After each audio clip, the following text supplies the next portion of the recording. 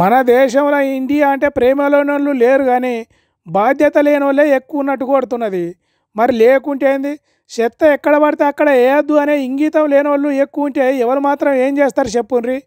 కానీ బెంగళూరు మున్సిపాలిటీ వాళ్ళు మాత్రం ఊకలిదుల్లో దేశం మీద భక్తి లేనట్టు చేసేటోళ్ళను, నేను ఒక్కరిని వేస్తే దేశంలో చెత్త పెరుగుతున్నదా అనుకునేటోళ్ళను, బాధ్యత అనేది మా ఇంటా వంట లేదు అని ఫీల్ అయ్యేటోళ్ళను గుర్తుపట్టి ఇవాకిట్లా వాళ్ళ ఇంటి ముందట చెత్తను గుమ్మరిస్తుండ్రు.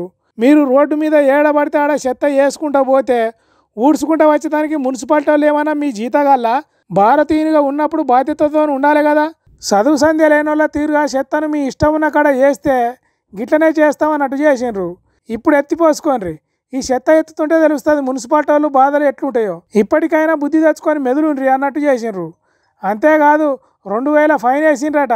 మరి అంతే కదా, దేశంలో చెత్త పెరుగుతున్నది, దాంతో భూమిలో ఉన్న నీళ్లు కూడా కలుషితమై ఖరాబ్ అవుతున్నాయి, మనుషులకు లేనిపోని రోగాలు వస్తున్నాయి అనేది చూస్తున్నాం కదా. అయినా చాలా మంది ఇప్పటికీ చెత్తను చెత్తకుండీలా డబ్బాలల్లా వేస్తలేరు. వీళ్ళు ఒక్కరికే కాదు, అంతటా ఇట్లనే చేస్తే దేశం మొత్తంలో ఒక వారంలోనే క్లీన్ అవుతుంది కావచ్చు కదా. రాజుల కాలంలో గెలిచినోడు రాసిందే చరిత్ర అయింది అన్నట్టు ఎన్కౌంటర్లలో పోలీసులు చెప్పిందే నిజమని నమ్మద్దు అన్నట్టే చెప్తున్నారు ఫ్యాక్ట్ ఫైండింగ్ కమిటీ వాళ్ళు. అదే ఆ నడుమ రౌడీ షీటర్ రియాజు తన నుంచి తప్పించుకొని పోతుంటే ఎన్కౌంటర్ చేయాల్సి వచ్చిందని చెప్పారు కదా పోలీసులు. అగో అది నిజంగానే కాదని అంటున్నారు ఫ్యాక్ట్ ఫైండింగ్ కమిటీ వాళ్ళు.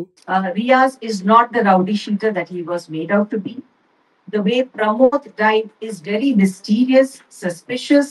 ఇన్నరా, అసలు రియాజు రౌడీ షీటరే కాదట. ఫ్యాక్ట్ ఫైండింగ్ కమిటీ తోడుతుంటే కొత్త కొత్త ముచ్చట్లు బయట పడ్డాయట. అవి ఏంటివో తెలుగులో మాట్లాడేకి అన్న చెప్తున్నాడు. ఇనుండ్రి. ఎవరైతే రియాజ్ ఉన్నారో తను ఒక బైక్ రికవరీ ఏజెంట్.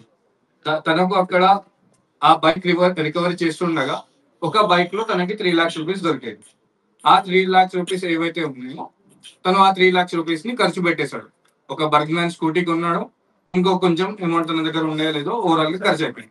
అయిపోయిన తర్వాత ఆ కరెన్సీ నోట్ రాకెట్ ఎవరైతే ఉన్నారో వాళ్ళు రియాజ్ ని చాలా ప్రెషర్ పెట్టడం జరిగింది మనీ రిటర్న్ ఇవ్వడానికి. ఆ టైంలో అది ఓవరాల్ సంఘటనలో ప్రమోద్ కానిస్టేబుల్ గారు కూడా అందులో ఇన్వాల్వ్మెంట్ ఉంది అక్కడ. ఇన్నారా, రియాజ్ అనటైన బండ్ల రికవరీ ఏజెంట్ అట. అంటే లోన్ల మీద బండ్లు తీసుకొని కిస్తీలు కట్టకుండా తప్పించుకొని తిరిగేటోళ్ళను దొరకబట్టి బండ్లు తీసుకొచ్చే జాబ్ చేస్తాడట. అంతేకాదు, కానిస్టేబుల్ ప్రమోద్ సావుకు రియాజ్ కు ఎటువంటి సంబంధం లేదట. దానికి ఆధారాలు కూడా లేవట. కానిస్టేబుల్ ను ఎట్లా చంపిండు, ఆయుధాలు ఏంటి అనేది పోలీసులు చూపెట్టాలి కదా. కానీ ఆ ఆధారాలు ఏమి లేవట పోలీసుల తాన. మరి ప్రమోద్ ను ఎవరు చంపిండ్రు, దానికి రియాజ్ కు ఏంటిది సంబంధం అని ఆరాధిస్తే అసలు ముచ్చట బయటికి వచ్చిందట.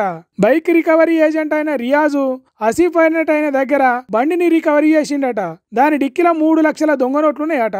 వాటిని రియాజు మందికిచ్చి తన ఫోన్లకు వచ్చి తట్టు చేసుకున్నాడట. అయితే ఈ దొంగ నోట్ల దందా ఎక్కడ బయటపడుతుందో అని రియాజును లేకుండా చేద్దాం అనుకున్నారట ఆసిఫ్ గ్యాంగ్ వాళ్ళు. ఆ ముచ్చట తెలిసిన రియాజు తన రక్షణ కోసం పోలీసులకు దొంగ నోట్ల ముచ్చట చెప్పిండట.